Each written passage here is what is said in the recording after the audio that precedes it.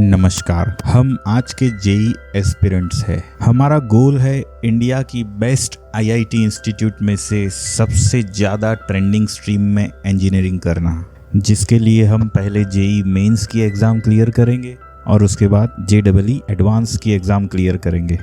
इस गोल को अचीव करने के लिए हमें कंट्री के टॉपर्स में आना पड़ेगा, क्योंकि हम लाखों लोगों के साथ कॉम्पीट करने वाले हैं। इसीलिए इसकी प्रोबेबिलिटी 0.001 है या शायद उससे भी कम। शायद इसीलिए हमारी माँ हमें बचपन से कहती है कि मेरा बेटा लाखों में एक है। हाँ, ये बात अलग है कि स्कूल में 30 या 40 बच्चों के बीच में बैठकर भी हमने कभी टॉप नहीं किया था, लेकिन हमारे पेरेंट्स को भी लगता है कि हम ये कर पाएंगे। इनफैक्ट उनको लगता है कि हम इसी के लिए बने हैं। 10th स्टैंडर्ड के चुल्लू पर सिलेबस को रटते रटते हमने डिस्टिंक्शन तो ले लिया।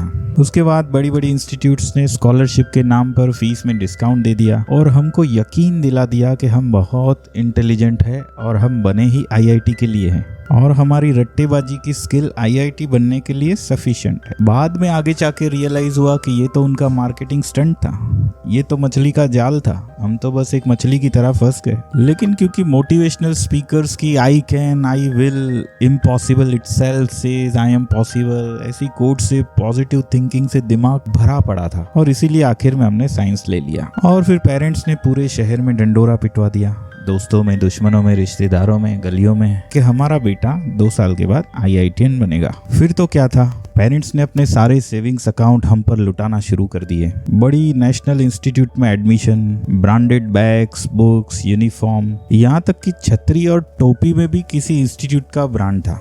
बस यूं समझ लो कि इनरवियर्स को छोड़ के हर जगह किसी न किसी सो कॉल्ड नेशनल इंस्टीट्यूट का ब्रांड लेके घूम रहे थे हम। नया laptop, phone, tablet, wifi connection, एक डेकोरेटेड स्टडी रूम और पूरी आज़ादी। ऐसा लगने लगा कि बस कुछ दिनों में हम आईआईटीएन बन जाएंगे।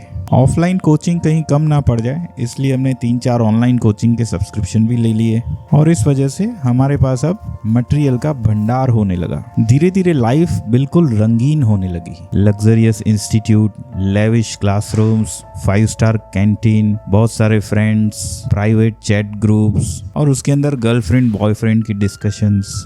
ऐसा लग रहा था मान लो धरती पर स्वर्ग मिल गया हो। टीचर्स का हमें कुछ ज्यादा खौफ नहीं था, क्योंकि मौसम बदलने से पहले टीचर्स बदल जाया करते थे। हमारा काम था टीचर्स का मजाक उड़ाना, उनके डबल मीनिंग जोक्स पर हंसना। कभी टीचर्स की शायरियां हम फोन पे रिकॉर्ड करते थे, कभी हम क्लास में लड़ाइयां करते थे, कभी यारियां करते थे, कभी टीचर्स को चप्पलों से पिटते हुए भी देखते थे। हम जो कुछ भी करें लेकिन उसके रील्स हमेशा बनाते थे, क्योंकि मार्क्स आए ना आए, पढ़ाई समझ में आए ना आए, रील्स पे व्यूज आना बहुत जरूरी है। कुछ दिन बीतने के बाद हमें रियलाइज हुआ कि यार अगर मार्क्स ना आए तो पेरेंट्स बहुत स्ट्रेस में आ जाते हैं और फिर वो अपना स्ट्रेस हमारे ऊपर पास ऑन कर देते हैं। तो पढ़ाई के लिए हमने ऑनलाइन सब्सक्रिप्शन यूज करना शुरू कर दिए, क्योंकि पढ़ाई के लिए हम ऑफलाइन क्लासरूम का एंटरटेनमेंट कॉम्प्रोमाइज तो नहीं कर सकते थे। तब हमें एक सस्पेंस का पता चला कि यार ऑनलाइन पढ़ाई के तो मजे ही अलग है। कोई एक छोटा सा कमेंट कर दे और टीचर बिजी हो जाता है, 30 मिनट्स का बिग बॉस वाला परफॉर्मेंस देता है, एकदम ढांसू। सारे स्टूडेंट्स के इंपॉर्टेंट क्वेश्चंस को छोड़ के टीचर उस एक वाहियात कमेंट के ऊपर लग जाता है। यहाँ तक कि कुछ बच्चे तो रिप्रोडक्शन वाले क्लास में टीचर को प्रैक्टिकल भी पूछ लेते हैं और टीचर उनके आंसर्स भी करते हैं। खैर, दोनों तरफ मजे थे, लेकिन मार्क्स फिर भी नहीं आ रहे थे। स्ट्रेस तो फिर भी आ रहा था, हमें नहीं, पेरेंट्स को। जब सारे रास्ते बंद होने लगे तो हमारे पास एक ही रास्ता था, जुगाड़। वैसे एग्जाम्स तो सारी एमसीक्यू वाली थी, लिखना कुछ था नहीं, केबीसी की तरह ABCD खेलना था। तो हमने डिसाइड किया कि हम मिल बांट के एग्जाम्स देंगे और कुछ साइन लैंग्वेज डेवलप कर दी। कभी कभार जब पॉसिबल हुआ तो पेपर टेलीग्राम पे लीक भी करवा देते थे। फिर तो क्या था, मार्क्स भी आने लगे, पेरेंट्स भी खुश थे और लाइफ में मजे ही मजे चल रहे थे। कैंटीन का टेस्टी खाना था, अमेजॉन प्राइम और नेटफ्लिक्स का सब्सक्रिप्शन था और इंस्टाग्राम और स्नैपचैट का तो बोलना ही क्या है। बस लाइफ एकदम रंगीन चल रही थी। लेकिन 11th कंप्लीट होते होते हमें समझ में आ गया था कि रट्टेबाजी से जेईई नहीं होगा, उसके लिए तो दिमाग लगाना पड़ेगा। लेकिन वो तो हमने ऑलरेडी सोशल मीडिया और OTT पर लगा रखा था। बचा कुचा दिमाग हम IPL और फुटबॉल की मैचेस में लगाते थे। तो बहुत ज्यादा मंथन करने के बाद हमने अपना गोल शिफ्ट किया। अब हमारे लाइफ का गोल आईआईटी नहीं है और इसीलिए हम जेई एडवांस की तैयारी भी नहीं करेंगे। हमने डिसाइड किया कि हम सिर्फ जेईई मेंस पढ़ेंगे और किसी अच्छी एनआईटी में एडमिशन ले लेंगे या किसी और अच्छी यूनिवर्सिटी में एडमिशन ले लेंगे। वैसे भी इंडिया में एग्जाम्स की कमी थोड़ी है, हर स्टेट का अपना एक सीईटी चल रहा है, कहीं तो सेट हो ही जाएंगे। खैर किसी तरह छुपते छुपाते हमने अपना 11th स्टैंडर्ड क्लियर कर दिया और हमने 12th स्टार्ट कर दिया। 12th स्टार्ट होने के साथ हालत कुछ ऐसी थी कि दिल में ना कोई डर था ना कोई टेंशन। लिखने की आदत अब पुरानी हो चुकी थी। लिखने के लिए बस कुछ अल्फाबेट्स थे, A, B, C और D। कब नए टीचर्स आते थे और पुराने चले जाते थे इसका कोई अता पता ही नहीं था। कुछ महीने और बीत गए, अब हम सोशल मीडिया के प्रो बन चुके थे। लेकिन तभी अचानक से हमारे इंस्टीट्यूट वालों की अंतरात्मा जाग गई। हमसे कहा गया कि हमें सब्जेक्टिव टेस्ट देने पड़ेंगे, मतलब अब से टेस्ट राइटिंग में भी होंगे। मानो किसी लंगड़े को अचानक बोल दिया गया हो कि उसको रेस में दौड़ना है। हजारों बहाने बनाकर हमने उन टेस्ट को टालने की कोशिश की, कुछ दिनों तक टाल भी दिया।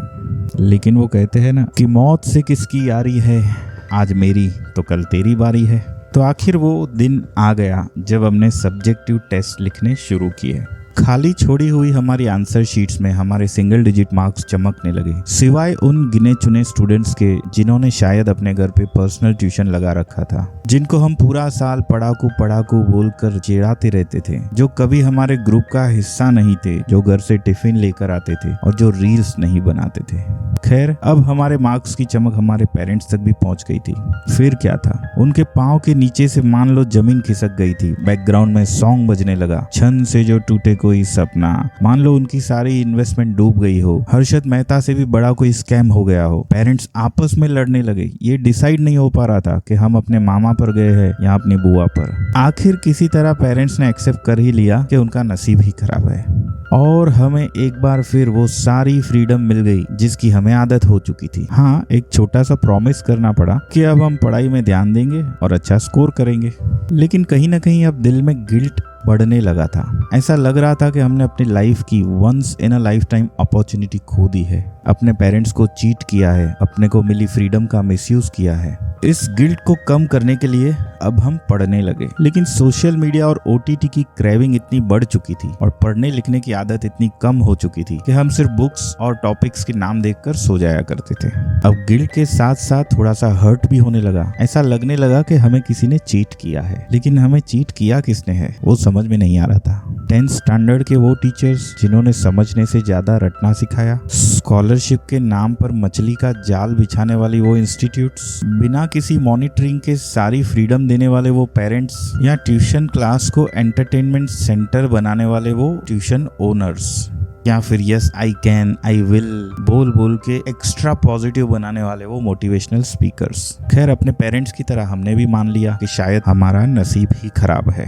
जेईई एडवांस पढ़ना तो हमने पहले ही छोड़ दिया था। अब हमें एहसास होने लगा कि शायद जेईई मेंस भी हमसे ना हो पाएगा। कानों में जैसे वो शार्क टैंक वाला अश्नीर ग्रोवर बोल रहा हो, भाई तुमसे ना हो पाएगा। तो बड़ा सोचने के बाद हमने एक बार और गोल शिफ्ट किया कि भाई ना आईआईटी ना एनआईटी ना सीईटी, बस 12th बोर्ड की एग्जाम देनी है और सीधा फॉरेन चले जाना है। तो हम लग गए अपने पेरेंट्स को कन्विंस करने में और कर भी लिया।